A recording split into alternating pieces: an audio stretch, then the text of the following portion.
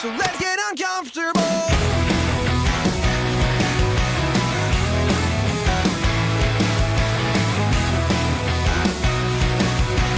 Let's get uncomfortable.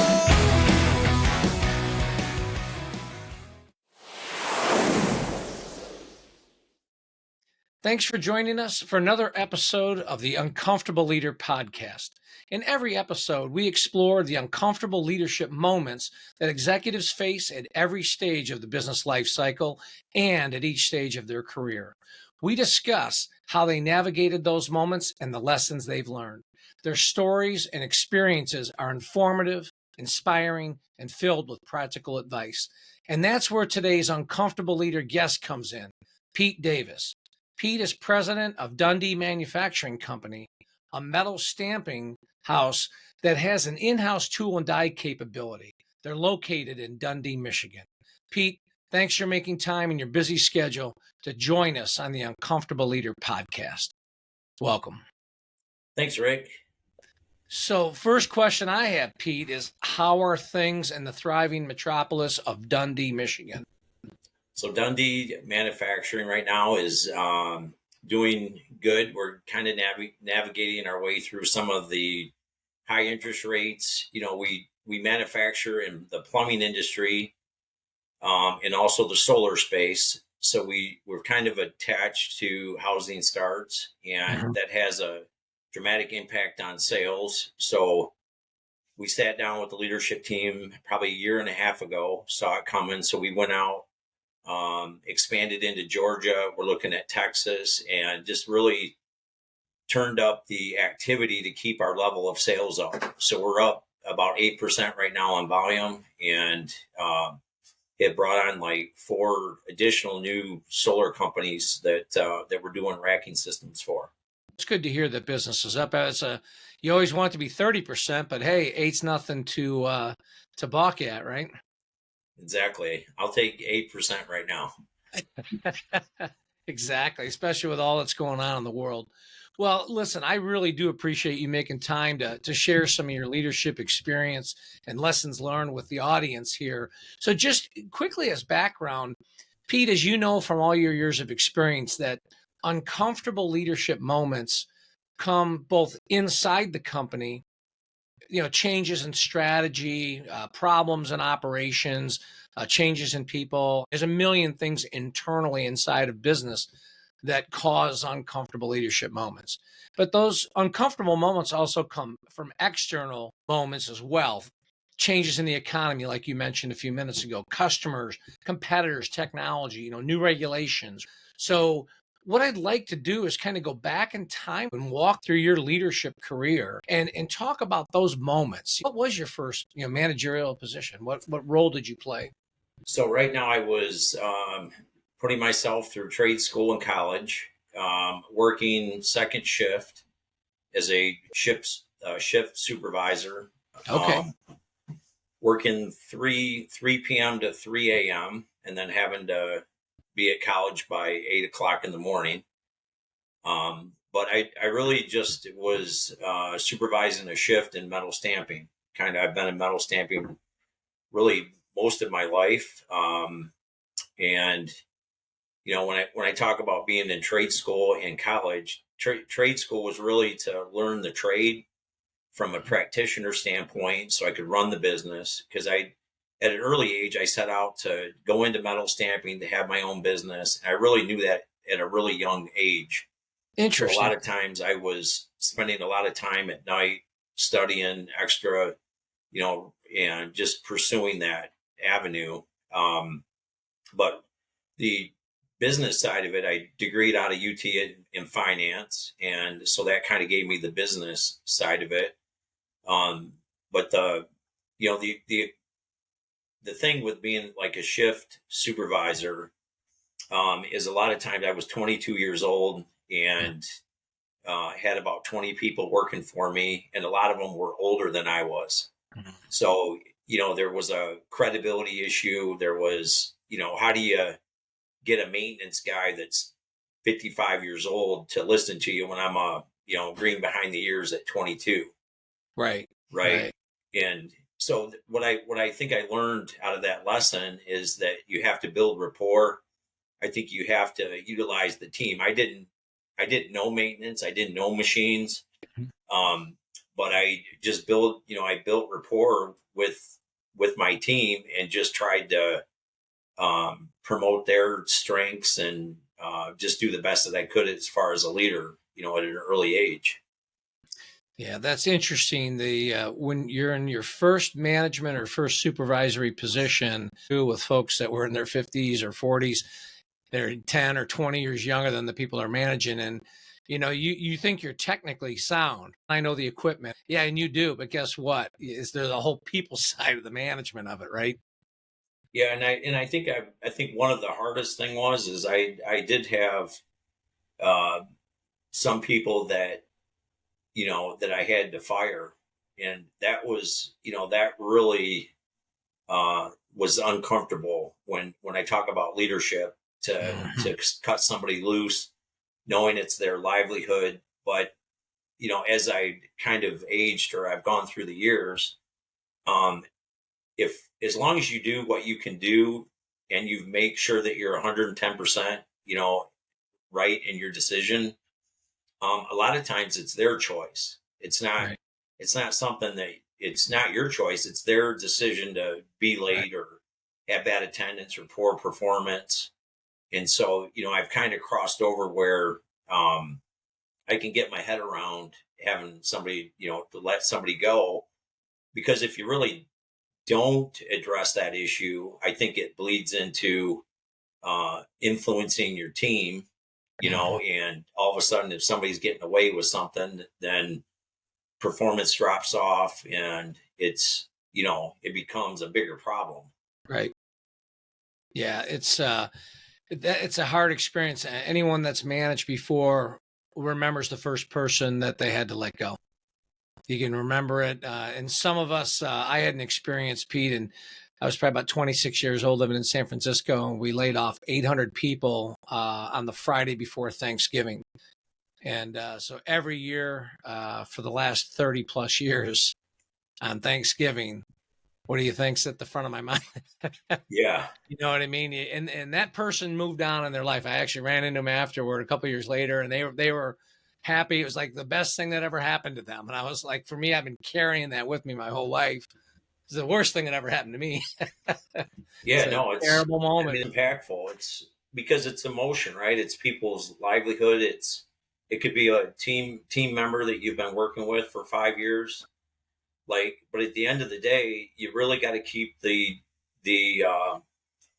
the company, or not that you want to be cold, but you've got to really Yeah. support the team. And if you have a weak link, right, you're like my dad always said, you'll march to the weakest marcher, right? And Right. it's or your company will become the weakest link in the Yeah. chain. So True. you gotta address it. Yeah, and you know what? That's a great lesson learned right there. It's a tough situation to be in. It's a very uncomfortable moment, like you said, but it's, you got to do it for the broader good. And it goes against everything thing that you're taught as a child, do unto your brother. So the first time you do it, it's like, that's my whole life. I've been taught not to do that. So you have to kind of be trained how I, to I manage think your emotions. I think a lot of it is too, if you're a very empathetic person and you feel people's emotion. Um, there's some people that has little effect on them, but True. I tend to be very uh, empathetic, or I look for the good in people, and um, it at times it takes me probably longer to make that decision than it should. But Right. at the end of the day, I've got to be able to look in the mirror and make sure that I gave that person every opportunity to fix it. Well, that's well said. So let's journey forward a little bit. So you're in school, you're working, full time school, full time work, and you're in the supervisory role, and you're learning a lot. What's next in your leadership path? But when you talk about external influences, Yeah, I'll touch on this. please. By being that dedicated and that hardworking, I got divorced. Um, my my wife came to me, gave me an ultimatum. I was 5 classes from finishing, and I really felt in my heart if I didn't finish that I would never go back. So I applied for academic overload and finished school, but it cost me my marriage, which Okay.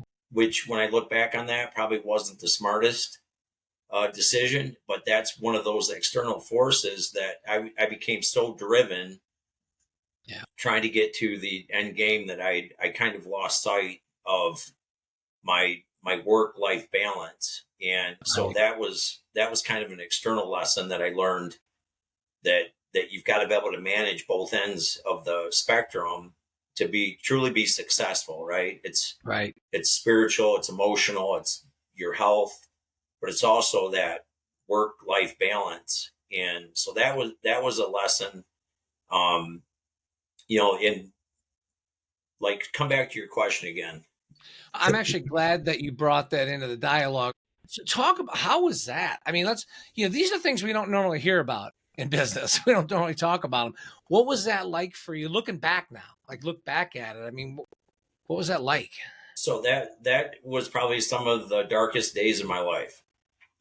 Knowing that because in my mind it was short term, right? It was a 5 year stint. It was to be able to have a better life for my family, right? And but the reality of it is, I don't think I was communicating that to my spouse. And so when you look back, communication is such a critical part of life, in the personal side of it, the business side of it.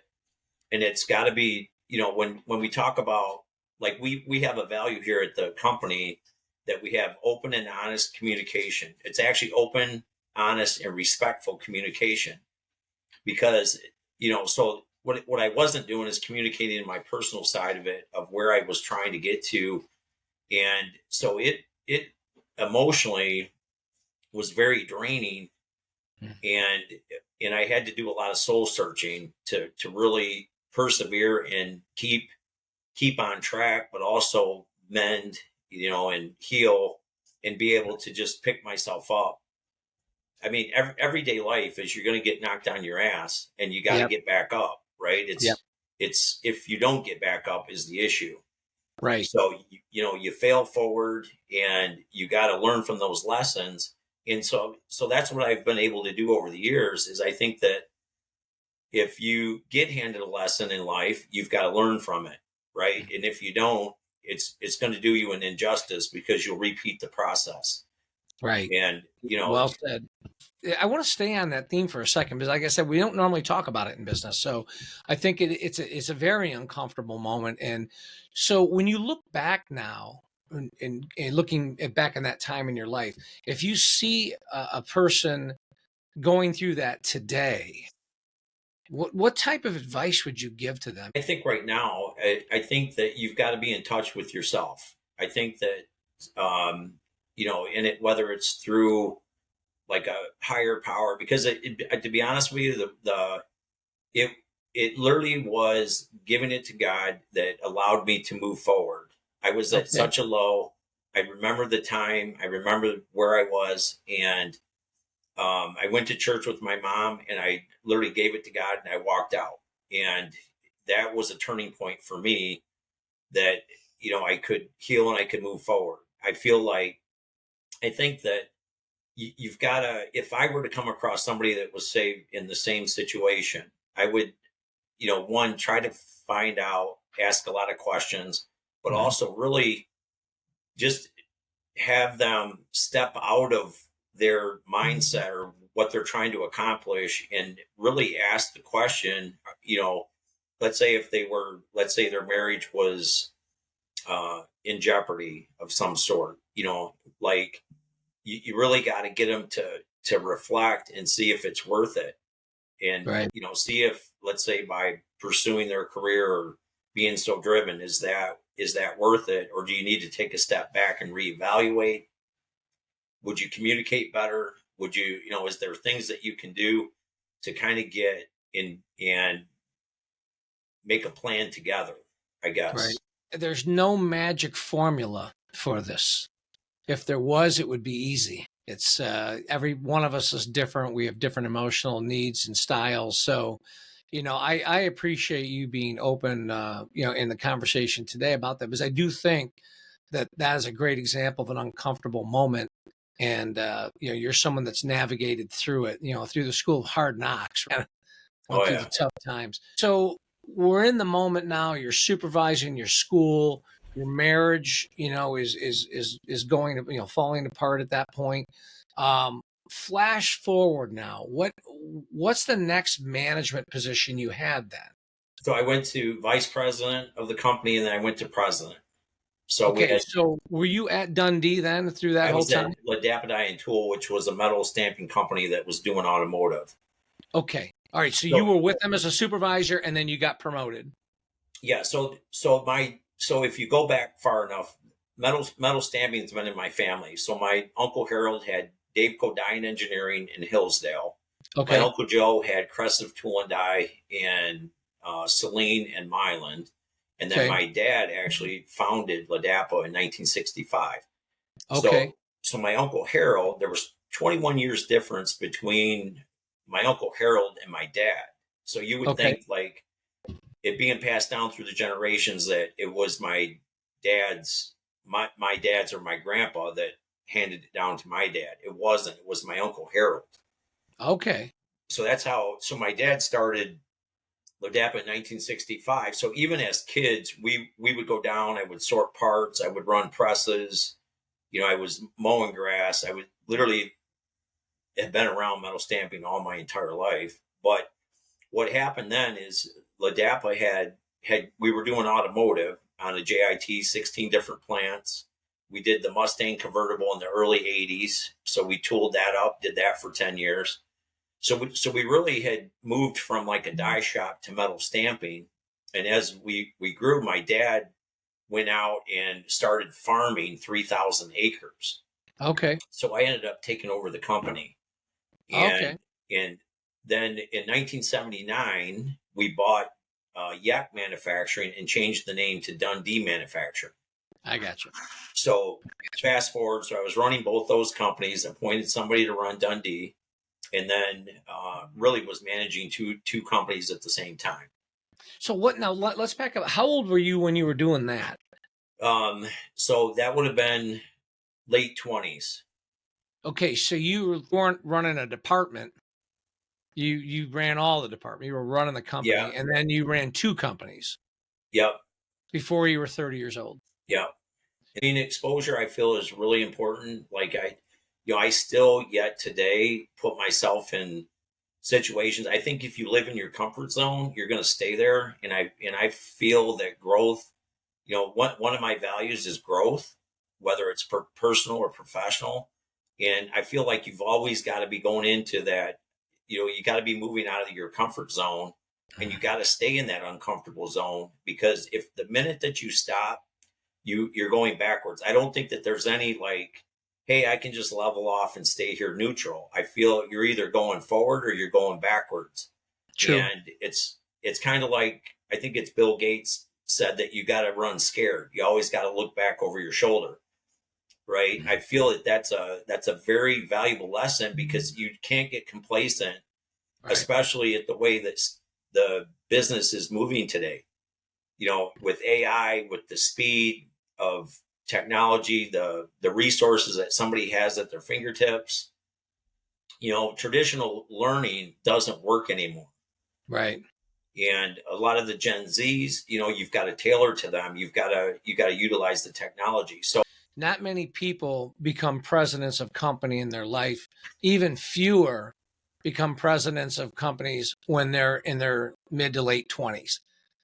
Can you remember back in that time, like some of the uncomfortable moments, like I'll call them the first experiences, right? Where something happened. You're like, man, I never faced that before. I mean, any moments like that stick out? absolutely. So when we were doing a tooling program on the R28 Mitsubishi Spider, it was a hardtop convertible. And the president before me there was 280 engineering changes over a year's time that happened. He wasn't capturing the quotes. He was approving the changes, and he wasn't having them quoted with purchase orders and everything else. So I had to go back, audit the entire program with all these engineering changes, have them quoted, and then go back a year later and negotiate Oh man. the changes. It was $1.2 million worth of changes. Yeah. When So you're a small business, that's your that's whole huge. profit. It's all And, gone. Yeah. but I had to go in with the guy. I'll never forget. He was about 6'8", 300 pounds. John Nikaporchik was the guy's name. And he had 20 people sitting around the table. And I got to go in and negotiate this $1.2 million. And I had heard that the program was already $20 million underwater. They had Oh launched man. a year late. Yeah. So the chances of getting, any recourse or, was, I was young and dumb, and, I went in there with the expectation I was going to get it. And, Yeah. and when he started pushing me, I literally stood up at the end of the table and, uh, really voiced my opinion strongly, put it that way. And I think he was a little shocked that, he can intimidate me all day long, but at the end of the day, when you got 1.8 million on the table, you know what I mean? Like, what Yeah. did I Well, you have got to you got lose? mouths to feed. You got people. You got employees to take care Yeah. of. It wasn't just a matter of like, hey, it's 1.2 million. It's like the company's survival. It's the 60 families, and that's how I look at it. It's not just the Right. 60 employees, it's the 60 families. So Right. it could, it's 180, 200, 250 people that get influenced whether I'm successful or not. Yeah. So that's That's uncomfortable. That's a lot of pressure. big time, especially when you've not been at that table before. Now you've been there. You've Yeah. been to that table. Now you know. Yeah. So the Still on. little tables with 6 people don't affect Yeah. me. Yeah. Exactly. And it's funny with the way when I talk about the term uncomfortable leadership moments, the goal is not to become comfortable.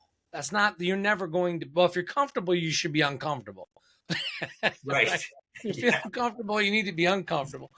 But it's a continuum of comfort, right? You're never 100% uncomfortable and you're never 100% comfortable, but you're ebbing and flowing all day long, topic to topic, up and Yep. down that continuum. So I'm sure at that moment, in that end of the table when you were standing up, I'm sure it was a very uncomfortable moment, but probably less so today, It would right? be way, way less so.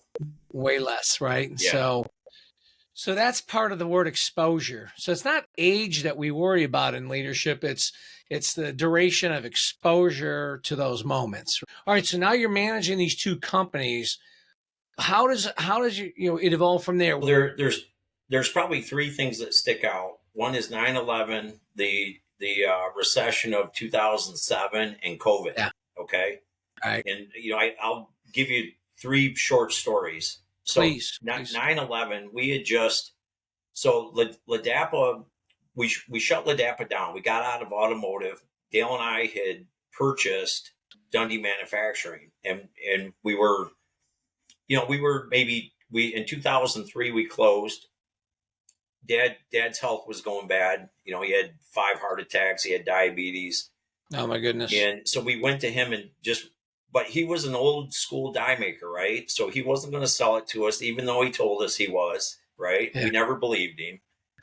But so we went to him and said, listen, we need to buy you out. We want to take it to the next level. Dundee was doing about 900 grand. We had 10 employees, and, we knew that we had to grow the company. We knew the potential. And when he bought it in 79, he really never invested any money. So it really had zero growth over the years. It was just like he didn't do much with it. We tried to grow it, but the resources weren't there, the focus. Okay. So long story short, there was a customer that we still sell today, but I had heard a story about Butch Jones. Um, Literally, like they were a master distributor in the plumbing, our space, and he would like shoot guns on Friday nights. They would drink beer at the end of the shift and shoot guns. And I had heard this story through the grapevine. Well, we paid $750,000 for the company. Now, if you can imagine, 900 grand in sales, that wasn't necessarily the best price to pay. And we still Exactly. scratch our head about it. Trust Exactly. me, we still laugh about it. Yeah. But the one thing is, so I knew I had to get sales. So I'm responsible for sales. Dale runs the technical runs the plant. So, Okay. and this is post 9/11. So I got on the phone and I had something just tick. Somebody told me at one time, if you're doing a presentation and it's worth it, you got to sit in front of them and present it. Well, I got Butch on the phone. He runs through all his volumes. It's like $1.8 million worth of volume when I did the calculation. I'm only doing 900,000 in sales. So, I hang up the phone. I'm all excited, going to get him a quote. And then I called him back and I said, listen, I need to come down, make sure that I'm looking at this correctly. But this is post 9/11, right? Right. Everybody's telling me, don't go. You shouldn't be flying, and I went anyway. I made the Right. decision. I don't care. I'm going down. Anyways, long story short, spent the day with him, spent all night quoting the work, went in front of 6 guys, negotiated, walked out with $900,000 worth of sales, and had Nice. an order on the fax machine that shows you my age. By the time we got back, so that was Nice. one instance where, like, everybody's telling you, right, that not to go, but my intuition knew that I had to go down and present in person if I Right. was truly going to close this business. Right. So Right. the lesson there is, not only did I close, but we've been with that customer ever since. Like, we Right. got to a high of like $1.7 million a year with these guys. Okay. Good. So that's one story. 2007 recession hits. We're doing 6 million in sales. We immediately dropped to 3 million. And Dale Wow. and I are sitting there going, what are we going to do? We don't want to lose our team. So we ended up going at it where we took 20% pay cuts across the board. Dale and I, all the way, the management team, everybody, and that gave us enough latitude that we could weather the storm and then bring it back, but we didn't have to let anybody go. So That that worked out. so that was another. So we built it up. We're approaching 20 million this year. Um, so that was another kind of uncomfortable situation Yeah. caused by external, and a lot of times it's the external events that cause the uncomfortableness Big time. because it's something you can't control, right? There's things internally that you can control as a business, your business strategy, your debt level, your profitability, your production, right? Your manning. Those are things that you can control. But Yeah. then COVID hits and we're sitting there like the world comes to an end and it's the apocalypse, so we're like sitting there. We weren't sure if we were essential. We're thinking, okay, how is the economy going to be affected? And so we pulled everybody together and we knew that we had to communicate the good, bad, and the ugly, and we had to share with our team what we were doing to be proactive to get through that situation, to the point where I called my state rep and I said, listen, I don't know if I'm essential or not. What do you think? He said, keep running. So I knew, so I had to take the risk. It was, like, do I lay everybody off and shut this thing down, or do I keep running and then deal with the reaper if it happens? And we Right. chose to keep running. And that, what's interesting, that's back to that continuum, right? It's you're never totally comfortable, you're never totally uncomfortable. But in 9/11 and those types of big external moments like that and COVID, you're way off the left side of that continuum and uncomfortable, because it's not just one decision that's uncomfortable. You made the decision to run, but then you face other external things like, well, what's the legal side of it? What's the regular? Am I going to be penalized for running? Are they going to fine me? You know what I mean? Right. Yeah. Is one decision triggering a whole pile of other uncomfortable moments? But I also think that I think you got to be in the battlefield, right? You got to be that general that's on the battlefield at that point. You can't, Yep. you can't manage from afar. You've got to be in the fight. Well said. Yeah. Tough to see the sound and the smoke of the battlefield when you're in an 80-story skyscraper on the top floor. I guess the way to think of it, Pete, the way you describe it's the more uncomfortable the moment, the more you got to be on the field. Yeah. That's the only way you can really make quick decisions and see the reality. And I think, being a business leader, you've got to have all facets of your life. You got to be high energy. You got to Right. have good health, and for you to be able to manage and lead people and grow your business, right? You got to be hitting on all cylinders. You Mhm. can't have a drinking problem, or you can't have things that impede your success, because you're at the top of the pyramid. So Right. it's your responsibility to make sure that you keep all those things in place and manage that on a daily basis. Well said. Let me ask you a couple quick last questions here before we wrap. Looking back at everything we've talked about and just your whole career in leadership, what's advice you have for young leaders that want to run their own business, that want to be a president of a business? What guidance do you have for them? Lessons learned? So I think the first thing is you gotta have clarity. I think Mhm. clarity helps. What business do you want to be in? Like I go back to a good friend of mine. We were talking at UT. We were going into a statistics class, and he was like, he was going to manage in management. And I said, well, what is it you want to manage?